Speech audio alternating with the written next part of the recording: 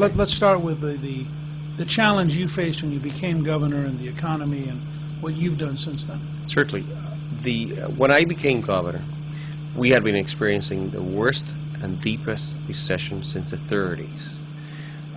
It commenced 2 full years before it started in the rest of the country, and we're starting to come out of it. Secondly, I faced the largest state budget deficit, proportionally speaking, in the country. It was 45% of our state budget.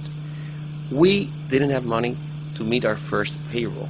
We had to rush legislation through our state legislature to be able to pay and meet that payroll. On top of that, the state government owed suppliers of goods and services over $1.3 billion on top of the almost $3.5 billion deficit. We paid up all of that money. We brought down from 45% to 30% that budget deficit, and now with the new budget that is being approved as we speak, it will come down to 12% of our budget, and we'll balance our budget in the first term. But on top of that, I'll do away with a lot of special interest deductions and credits and what have you, and we'll be lowering income taxes across the board this year, which is going against the current of what's happening in Washington.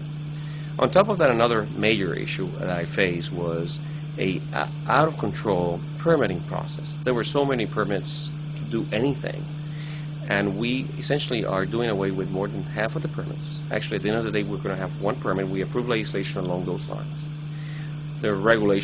One regulation is going through public hearings as we speak, and we'll just get one permit to move forward your projects. We also approve legislation, and we're starting to put out projects. We already have put out 5 projects with a program, the most advanced public-private partnership legislation in the country. And it is really, truly cutting edge. And we've seen a couple of states try this. Our P3 legislation is the most advanced in the country and provides for a program, not just a couple of projects. And we're putting out our airport, water projects, energy projects, highway projects, school construction, and maintenance. So we are cutting edge in this sense. We want to create the best business climate in the country, in Puerto Rico. And again, we're part of America. It's the same legal system, but we have some advantages that we want to exploit fully. Now, when you suddenly are sitting here and you're the governor, and you're faced with this huge problem, what were the principles you applied? How did you think about solving it? It's very simple. The way we all solve those problems in our own homes and families and small businesses. What we did was, let's go back to basics. Let's shrink the number of agencies. There was a lot of duplication in the agencies. And let's make sure that the money gets where it should. That is, services where they're needed.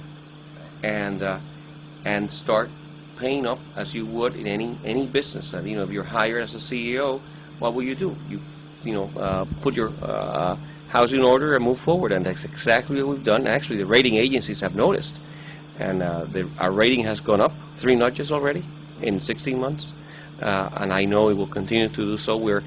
The spread in the cost of us borrowing money when I came in was 300 basis points, 3% above the average of municipal bonds across the country.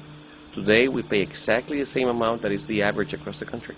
So that gap was closed in 16 months. To make that into a practical difference, how big a difference in cost to the people of Puerto Rico is 300 basis points?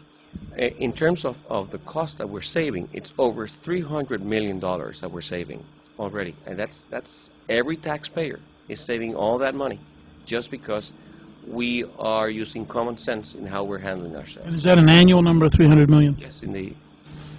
So you save, in theory, $3 trillion over a decade. Exactly. And just by keeping our commitments and bringing common sense back to government and just tightening our belts. It started with my own salary. I lowered my own salary 10%. Every secretary's salary 5%. We eliminated a lot of contracts. We made sure that whatever was spent in government was spent wisely and for the right reasons.